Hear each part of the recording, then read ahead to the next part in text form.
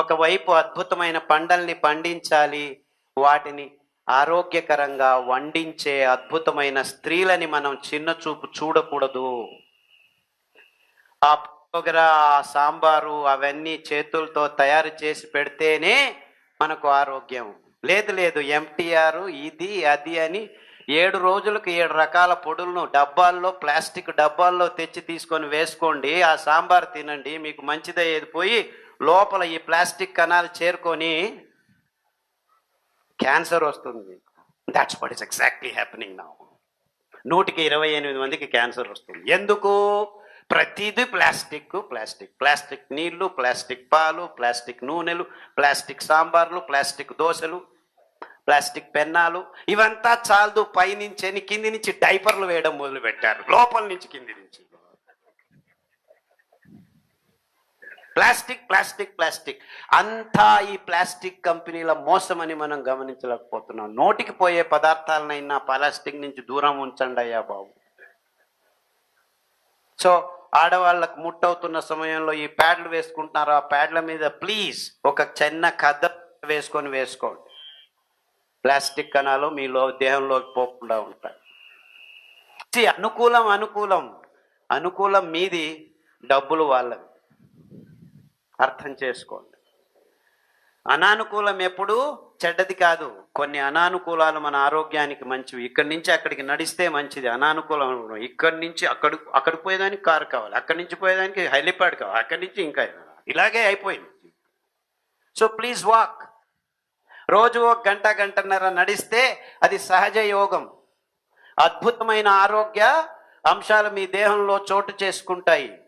వెంట్రుకల నుంచి గోర్ల వరకు ప్రతి అంగము ప్రతి నిమిషము క్లీన్ కావాలంటే నడక మించి ఇంకా ఏ యోగము లేదు మానవ జాతికి. మనల్ని తయారు చేసింది దేవుడు నడిచే యంత్రము. ఈ చేతులు కాళ్ళు ఇలా ఉన్నాయంటే నడవరా వెధవా అని.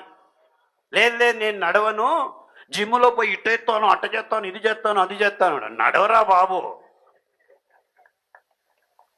అంతే మీరు చేయాల్సింది. ఏరోబిక్ ఎక్సర్సైజ్, ఈ ఎక్సర్సైజ్, ఆ మిషన్, ఈ మిషన్లు ఏమీ అవసరం లేదు. Just go for a walk, long walk. The more you walk the better you are. So మీరు 70 వయసు వరకు బతికుంటే అప్పుడు ఆరోగ్యంగా ఉండాలంటే మీరు 50-60 సంవత్సరాలకు రోజు గంట నడవాలి. 50 నుంచి 60 సంవత్సరాలు ఆరోగ్యంగా ఉండాలంటే 40 నుంచి 50 సంవత్సరాలకు గంట నడవాలన్నమాట. అంటే మీరు ఈ దినం నడిస్తే రేపు ఆరోగ్యం వస్తుంది, రేపు నడిస్తే మర్నాడు ఆరోగ్యం వస్తుంది. ఇన్ఫ్యాక్ట్ 1 రోజు నడిస్తే 3 రోజులు ఆరోగ్యంగా ఉంటారు మీరు.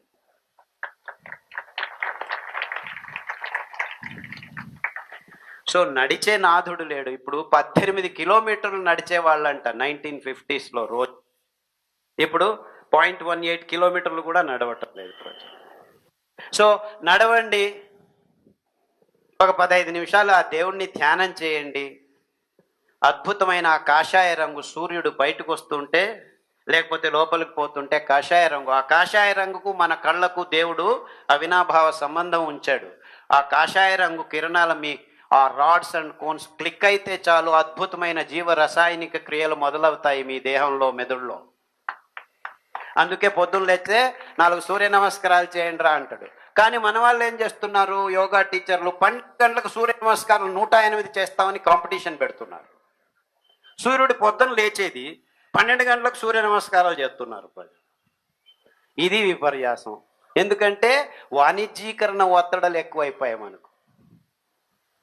సో సూర్య నమస్కారం ఎప్పుడు చేయాలి?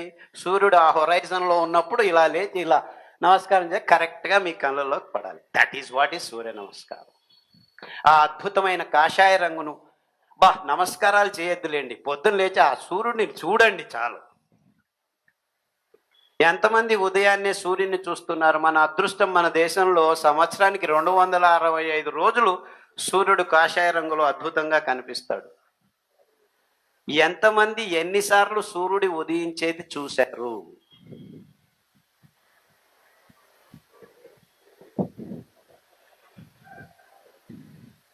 పోతే పోయింది, ఉదయం కాదు సాయంత్రం అయినా చూడండి, లేచి ఉంటారు కదా.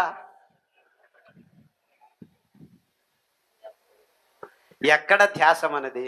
సాయంకాలం అయితే మాళ్ళు, పబ్బులు, పెగ్గు వేయమన్నా డాక్టరే చెప్పాడని మగ్గులు వేసుకునేదానికి పోతున్నాం. తాగండి మగ్గులు, అందుకే లిక్కర్ షాపులు ఎక్కువైపోయాయి. పొద్దున ఎక్కడో మీటింగ్లో వెళ్తున్నాడు, హోటల్ మే ఖానా హాస్పిటల్ మే జానా. ఆ హోటల్ పక్కల ఈ లిక్కర్ షాపులు. గోవింద్ ఒక అబ్బాయి ఉన్నాడు, డ్రైవ్ చేస్తుంటాడు. ఏం లేదు సార్, అక్కడ లిక్కర్ షాప్ వస్తుంది, ఇంకో 2 రోజుల్లో దవాఖానా వస్తుంది అంట. అదే డెవలప్మెంట్. అంటే మనం అనుకుంటున్నాము హాస్పిటల్స్, లిక్కర్ షాప్స్ ఇవంతా డెవలప్మెంట్ అనుకుంటున్నాం. So the more number of hospitals that doesn't mean you are develop. చాలా అద్భుతంగా ఉన్నాయి హాస్పిటల్స్ ఎక్కువ అవుతున్నాయంటే రోగులు ఎక్కువ అవుతున్నారని అర్థం చేసుకోవాలి. That is not the index for development. Index అది కాదు.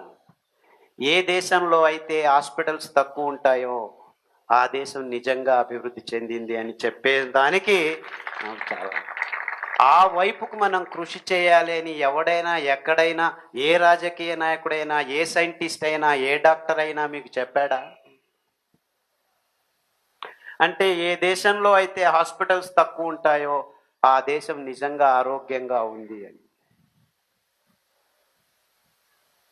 మనకి ఇన్ని హాస్పిటల్స్ అవసరం లేదు, డాక్టర్లు అవసరం లేదా, కావాలి, లేదని చెప్పట్లేదు. కానీ ప్రస్తుతం జరుగుతున్న ఈ వైద్యకీయ రంగ విధానాలు వాణిజ్యీకరణం వైపుకి మొగ్గు చూపాయి, కానీ నిజమైన ఆరోగ్య స్థితిని మానవ జాతికి అందజేయాలని ఏ మూలలోనూ ఆలోచించడం లేదు. ఎందుకంటే వాళ్ళు చేస్తున్న తంత్రజ్ఞానాన్ని, యంత్రజ్ఞానాన్ని అమ్ముకునే వ్యవస్థకు దిగజారిపోయాయి. కానీ మనిషికి ఆరోగ్యం అంటే ఏమిటి, ఆరోగ్యంగా ఉండాలంటే మనం ఏం చేయాలి అని ఆలోచించే విధానాల్ని వ్యవస్థితంగా మన ముందు తరాలకి నేర్పించే బాటల్ని మనం నిర్మించలేదు ఇంతవరకు, అటువైపు ఆలోచించలేదు అని చెప్పేదానికి నాకు చాలా సిగ్గవుతుంది.